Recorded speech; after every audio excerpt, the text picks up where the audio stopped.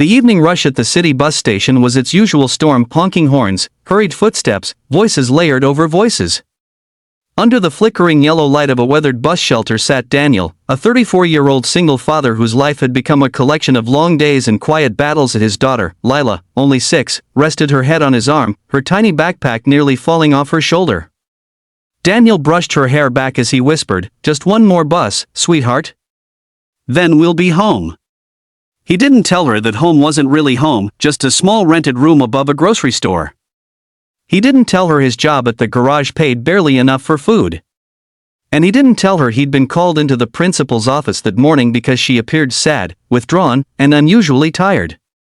He just held her close. Rain began tapping gently against the roof, turning the city lights into blurred streaks of gold. People hurried under umbrellas, weaving past broken puddles and neon reflections. That's when Daniel noticed her daughter, a young girl, maybe 14, struggling toward the shelter, balancing on one remaining leg while guiding a pair of old aluminum crutches. Her jeans were worn, the knee on one side cut away to accommodate the stump that remained. A small plastic bag of groceries hung from her wrist. She moved carefully, with a practiced patience, yet every motion carried a quiet, invisible weight. She looked around the crowded shelter. Every seat was taken. No one moved. Daniel felt Lila stir drowsily, but he didn't shift. He just watched as the teenage girl approached with uncertainty and whispered in a voice barely louder than the rain, "Can I sit here?" Something in her eyes, soft, frightened, hoping, hit Daniel like a punch.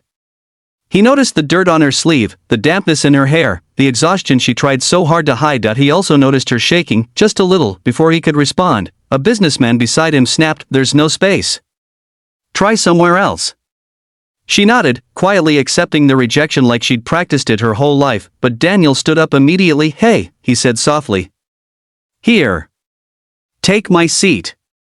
She blinked, startled. "Are you sure? You have a little girl with you," he smiled. "We can share. This bench is wide enough." And with one gentle motion, he lifted Lila onto his lap, making space for the girl. She sat slowly, carefully, exhaling as if she'd been holding her breath for hours. "Thank you," she whispered. Rain intensified around them, echoing off the metal roof. Daniel didn't pry, didn't stare, didn't ask. But after a few quiet minutes, she spoke first. "My name's Mira," she said.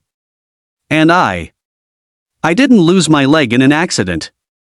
People always assume that. But it was a tumor."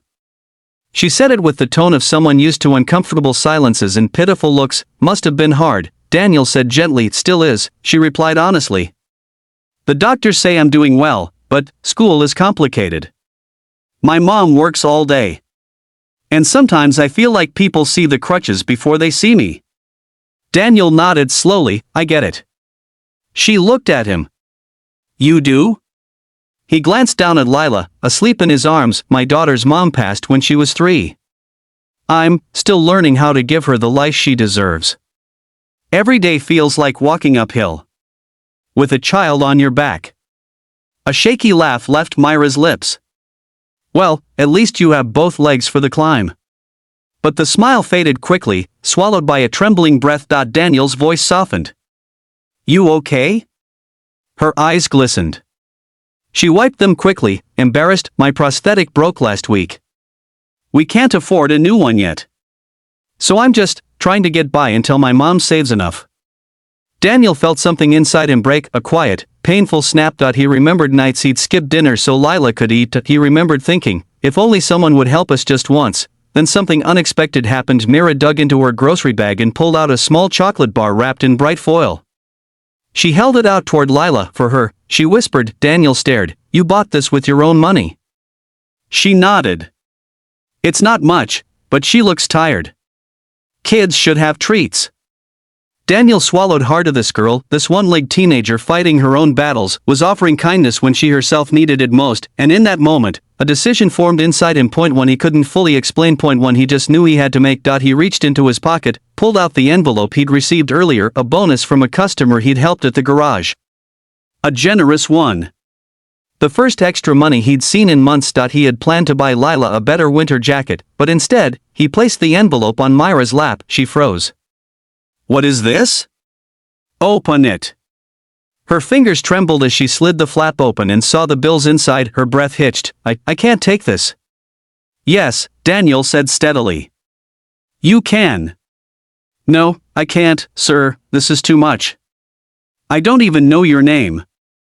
But I know yours, he replied. I know you braved the world on one leg. I know you gave my daughter your chocolate even when you barely have enough for yourself. And I know this money will change your life more than it ever could change mine. Tears escaped her eyes, rolling down cheeks that had learned too soon how to be strong. The rain softened, the bus approached in the faint distance, but Mira didn't move. She clutched the envelope with both hands as if holding a miracle she wasn't sure she deserved. Finally, she whispered, Why would you do this for me? Daniel looked at her with steady eyes. Because someday, he said, you're going to walk through this world with two legs again. And when you do, you'll help someone else the way I'm helping you now.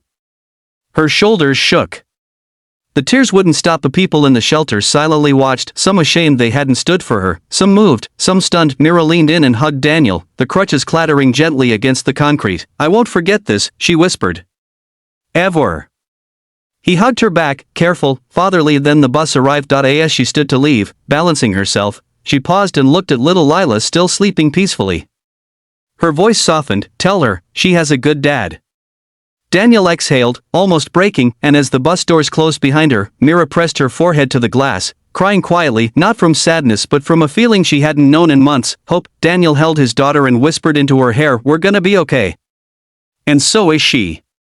The bus pulled away, carrying with it a girl who would never again believe she was alone in the world.